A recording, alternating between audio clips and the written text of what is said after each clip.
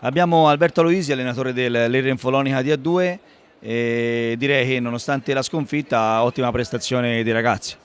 Sì, sì, i ragazzi hanno giocato bene e il nostro lavoro è un lavoro di collettivo. Noi dobbiamo continuare a lavorare, ad affinare, a inserire contenuti, a rigenerare anche una serie di ragazzi che nel passato erano rimasti un pochino indietro insieme ai ragazzi che hanno avuto già esperienze migliori che gli stanno dando una grossa mano. Io sono contento.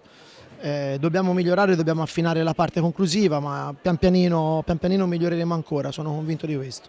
Abbiamo visto che hai cercato in tutti i modi di arginare questa corazzata del Castiglione, anche mettendo la tua squadra a zona, e di lì in poi si è reperta un pochino la partita, però poi comunque la qualità di là c'è e non potevi fare altro. Vabbè, insomma, il Castiglione è una bella squadra che ha mire diverse dalle nostre, ha fatto una bellissima gara, il Castiglione ha giocato molto bene, sono particolarmente contento perché non è che abbiamo giocato con un Castiglione a scartamento risolto, noi abbiamo un Castiglione che era in partita, che c'era, era presente, ha fatto anche dei bellissimi gol, va assolutamente detto con grande tranquillità. Chiaramente sì, la zona è un contenuto che ho intenzione di inserire, non in questa versione un po' così, come si può dire, a volte anche un po' attendista, ma che era proprio per aggredire e pian pianino ce la faremo.